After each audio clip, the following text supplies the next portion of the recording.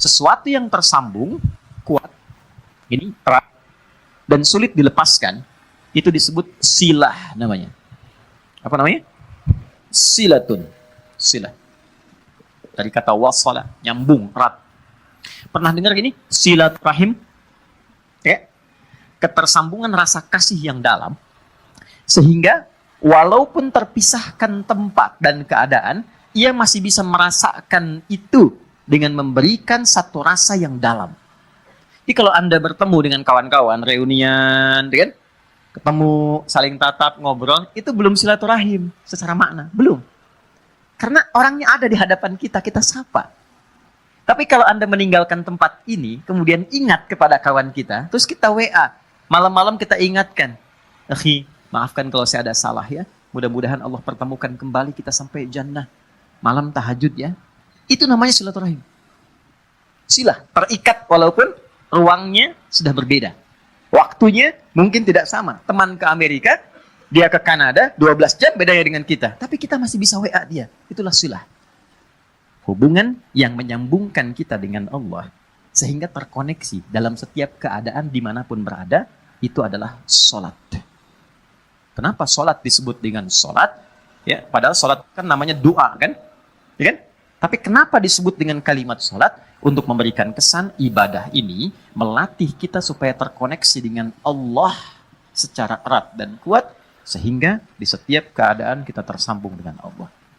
Oke, teman-teman yang laki-laki nih, Anda punya koneksi dengan orang yang punya kedudukan. Gampang nggak pekerjaannya? Gampang. Ibu terkoneksi dengan Korlantas, lalu lintas gampang kan? Dikawal, kan? Anda punya koneksi dengan Allah, apa yang sulit bagi Allah? Nih, kalimat mahal ya. Anda boleh catat ini. Mau bikin status juga silahkan. Terserah. Tapi yang penting status kita di hadapan Allah. Ada satu kalimat yang sangat mahal. Yang kalau kita punya ini, tentram kehidupan dunia. Kalimatnya singkat, cuma 3 kata. Aku punya Allah. Aku punya Allah. Ini kalimat yang mahal, yang jarang dimiliki sampai hari ini. Kenapa engkau begitu tegar? Padahal masalah rumah tangga kamu itu begitu pelik. Aku punya Allah. Aku yakin Allah pasti akan berikan solusi. Kamu kok kelihatannya biasa-biasa saja sih? Padahal kan kemarin pekerjaan kamu gagal. Aku punya Allah. Allah sudah ngatur rizki. Rizki aku sudah Allah tetapkan. Aku punya Allah. Kalimat ini yang mahal sekarang. Bilal itu saat dicambuk, suasananya terik. Ditimpa batu yang sudah dipanaskan. Ketika dicambuk sekali, kalimatnya irtad, murtad kamu. Jawabannya Allah, aku punya Allah. Saya tanya pada Anda, kalimat ini muncul nggak dalam setiap situasi? Nah, mungkin itu yang menyebabkan sering ada kegamangan, kegelisahan, pesimis, jatuh terlampau dalam. Punya Allah. Dulu semua orang bekerja itu merasa punya Allah. Mau disogok, ya seorang penggembala kambing itu diuji oleh Umar. Aku ambil ya, 1 aku beli. Jangan, ya. Ini bukan punya saya. Bilang aja dimakan serigala. Pertanyaan cuma 1, fa'aina Allah. Terus Allah di mana? Aku punya Allah. Teman-teman, itu mahal sekali. Nah, sholat itu melatih kita untuk punya itu. Jadi kalau sudah selesai sholat, kita itu terkoneksi dengan Allah. Terkoneksi itu namanya zikir. Dzakaro, ingat. Ingat tuh, zikir tuh gini, bukan diucapkan di lisan. Zikir itu diucapkan di lisan, tembus ke hati, lalu memberikan petunjuk kepada semua bagian tubuh kita. Itu zikir namanya. Jadi begitu disebutkan, ada getaran ke jiwa. Makanya kenapa pasca sholat ada zikir, khawatir setelah sholat belum nyambung. Ini yang dimaksud Quran surah keempat ayat 103. Fa'idha qadaytumus sholata, maka jika Anda telah tuntas mengerjakan sholat, mungkin belum terkoneksi sepenuhnya dengan Allah. Fadhkurullaha, maka cepat koneksikan dirimu dengan Allah. Nih, kenapa istighfar didahulukan sebelum subhanallah? 1 juta. Serius? 5 juta. Umroh lah tawaran terakhir tuh. Ini serius umroh, bintang 5. Waktu habis udah. Waktu habis. Salah sendiri kenapa ngaco. Cepet. Karena boleh jadi saat sholat itu fokusnya kepada yang lain. Tidak terkoneksi dengan Allah. Lisannya Allahu Akbar, tapi di pikirannya handphone Hu Akbar. Ya, status di Instagram belum diupdate Hu Akbar. Ya, jemuran belum diangkat Hu Akbar. Makanya baru takbir Allahu Akbar, handphone tulalit tenonet. Nah, bisa dijawab dulu, halo, saya sedang sholat nih. Nah, belum nyambung. Makanya kita istighfar, khawatir saat sholat ada yang belum terkoneksi. Setelah itu, subhanallah, alhamdulillah, Allahu Akbar. Kenapa 33 kali? 33 itu latihan sampai kalimat itu meresap ke dalam hati. Subhanallah, subhanallah, subhanallah. Pertama masih di lisan. Yang ke-10 mulai masuk ke hati, mulai terasa. Mulai nangis, mulai enak, mulai tenang. Alhamdulillah. Alhamdulillah Allah kasih saya ibu. Alhamdulillah Allah kirimkan saya ayah. Alhamdulillah Allah kirimkan saya istri. Alhamdulillah Allah kirimkan saya suami, anak-anak. Alhamdulillah. Enak, sampai tenang. Sampai situ gak? Nah, sampai ujungnya kita merasa punya Allah. Kalau sudah merasa punya Allah, Allahu Akbar. Itu semuanya dah. Nih antum ya. Yang pengusaha pebisnis ya, ada ya. Saya nggak harus tanya angkat tangan lah. Ya. Kalau saya tanya Anda begini. Anda misalnya punya satu proyek nih. Nilainya 100 miliar. Oke? Tapi proyek itu membuat Anda tidak bisa sholat. Sisi lain, ada pekerjaan nilainya cuma 1 juta.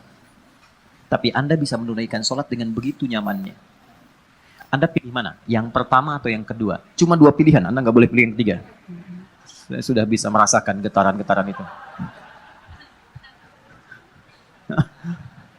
Ya, jujur aja. Pertama atau kedua?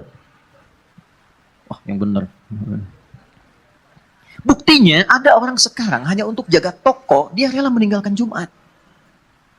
Untuk jaga toko. Hanya untuk menjaga toko. Biasa. Syaratnya nggak sholat, dia mau. Padahal kalau ditanya siapa yang ngasih rezeki, dia jawab Allah. Itu kan ada yang salah gitu. Ada yang salah. Lihat, Abdurrahman bin Auf itu ditawari begini. Abdurrahman bin Auf itu kan orang kaya luar biasa. Sebelum masuk Islam. Tapi levelnya masih 1. Setelah masuk Islam jadi nomor 3. Yang tertinggi. Kan cuman begini tawarannya. Kamu kalau mau ikut Muhammad SAW, semua aset kamu kami sita. Oke? Silahkan ikut. Dan gak boleh bawa apapun. Cuma baju yang melekat di badan. Gambaran orang-orang pada saat itu akan menempuh perjalanan kurang lebih 400 km. Lewat naik turun bukit, badai mungkin datang, gak akan selamat sampai ke Madinah. Di Yathrib saat itu. Berangkat.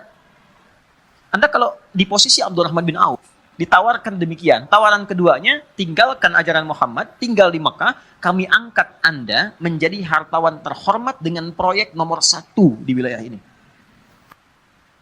Kalau Anda di posisi Abdurrahman bin Auf, silahkan ikut Nabi, tapi tinggalkan semua aset Anda 1 triliun. Bawa pakaian saja. Anda sudah bekerja 20 tahun, 30 tahun, dapat 1 T, tinggalkan itu ikut Nabi Muhammad. Yang belum tentu jelas di hadapan Anda kesuksesannya. Atau tinggal di kota Mekah, ambil hartawan terhormat nomor 1, semua proyek wilayah Bintaro Anda kuasai. Kalau Anda di posisi itu, Anda mau pilih mana? Nah, yang mau saya katakan, apa yang melatih seorang Abdurrahman bin Auf sehingga mengambil keputusan, saya tetap ikut Nabi. Itu kan pertaruhan tinggi. Jadi iman itu teman-teman di atas segalanya. Punya Allah itu di atas segalanya.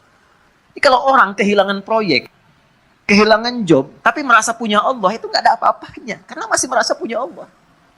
Itu yang mahal. Jadi nggak bisa ditukar dengan masalah. Kalau Anda punya masalah seberat apapun, tapi Anda punya Allah, itu kecil. Ya, melatihnya nggak semudah yang diucapkan. Karena Abdurrahman bin Auf memilih untuk ikut, istrinya belum siap. Itu poinnya. Begitu diberikan pilihannya kepada istrinya memilih tinggal di Mekah.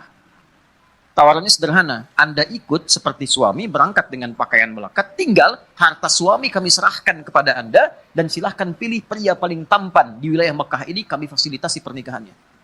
Ibu kalau di posisi itu, jangan lihat suami lah, sini aja. Kalau di posisi itu, ikut suami atau tinggal di Mekah? Kan pelan jawab kami. Kan? Kamu Anda yang nggak dilirik suami. Oke. Ternyata tinggal di Mekah.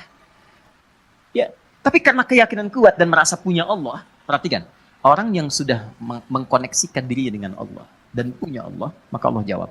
Ini yang dimaksud rumus Quran surah kedua di ayat 152. Fadhkuruni adzkurkum. Engkau terkoneksi denganku, menyebut namaku, selalu diartikan menyebut, padahal zikir. Engkau terkoneksi denganku, aku memperhatikan engkau. Jadi sebelum beliau berangkat, Allah sudah siapkan perangkat. Sebelum Abdurrahman bin Auf berangkat, Allah sudah siapkan perangkat di sekitar Madinah. Yang menyambutnya itu harus orang paling kaya di Madinah. Itulah hebatnya orang Madinah. Yang haus disambut oleh orang bawa minuman. Yang lapar disambut oleh orang bawa makanan. Orang yang menolong seseorang sesuai sifatnya disebut dengan ansor namanya. Oke? Jadi ada orang datang ke rumah ke RKM, Mas Dimas lapar nih, disambutnya oleh santi yang bawa makanan. Ya. Ada orang yang wajahnya kelihatan tuh murung, punya utang. Dan disambutnya oleh orang yang dari Lazis, gitu kan? Nah, itu ansor namanya. Maka disambutnya oleh orang yang paling kaya dan digerakkan hati untuk mengatakan kalimat ini. Akhil karim, sami'tu annaka kunta ghaniya atau kama qala. Saudaraku yang mulia, aku dengar engkau pernah kaya. Lihat secara psikologi ya. Lalu jatuh fakir. Dia menyimpulkan begini, kalau pernah kaya dan kemudian turun statusnya, berarti kan ada pengaruh gaya dalam hidupnya. Berubah. Saya sering kutip rumus gaya itu F1 sama dengan F2. Ya, gaya gerak sama dengan gaya dorong. Kan? Pelan jadi pelan, kencang jadi kencang. Kalau naik mobilnya angkot, kan turunnya juga menunduk, terus sedekah kan. Kalau mobilnya lebih bagus kan langsung begini, kadang-kadang nggak bisa buka pintu ya. Ya kan? F1 sama dengan F2. Tapi kan ada hukum Pascal di dalamnya. F berbanding lurus dengan P. Gaya berbanding lurus dengan tekanan. Semakin banyak gaya, semakin tertekan hidupnya. Oke? Saat punya sesuatu, gayanya kebanyakan. Gayanya banyak. Begitu sesuatu itu hilang, gaya nggak tertahankan. Akhirnya flexing demi gaya. Maaf, ada inflasi gaya gitu. Ya. Berlebihan. Nah ini kan jadi tekanan. Nah dia menilai begitu. Dia nggak tahu kalau Abdurrahman bin Auf ini sudah dididik ya oleh Nabi, punya Allah. Ditawarkannya begini, saya dengar Anda pernah kaya. Kalau ingin kaya lagi, ambil setengah harta saya. Coba. Kalau Anda ingin, saya dengar Anda ditinggalkan keluarga dan istri. Kalau ingin menikah lagi, pilih perempuan paling cantik di Yathrib ini. Sekalipun bagian dari keluargaku, aku fasilitas pernikahan. Gantian ya Bu. Kalau Anda di posisi itu, dan tidak harus lihat ke sana, apa yang Anda pilih? Diterima atau tidak ditolak sama sekali? Saya sudah tahu wajahnya, ini percuma saya tawari. Berat ya? Ya kan? Ketemu orang paling kaya itu kebunnya paling banyak, ya, macam-macam, untanya paling banyak, ya mungkin kurang lebih 5 T lah asetnya, bagi 2,5 T. Tawaran pertama, di kesempatan pertama, ditawarkan 2, dijawab 2. Au kama qala jazakallahu khaira, arini ainal aswaq. Terima kasih, semoga Allah berikan pahala atas tawaran kebaikan Anda. Cukup tunjukkan padaku di mana pusat bisnisnya. Tuh. Beliau bukan anti untuk dapat materi atau menolak kebaikan, bukan. Ingin menunjukkan saya punya Allah dan saya akan buktikan rasa memiliki saya dan rasa punya Allah itu melebihi atas apa yang Anda tawarkan. Cuma butuh waktu 1 tahun sampai 2 tahun jadi orang paling kaya di kota Madinah itu.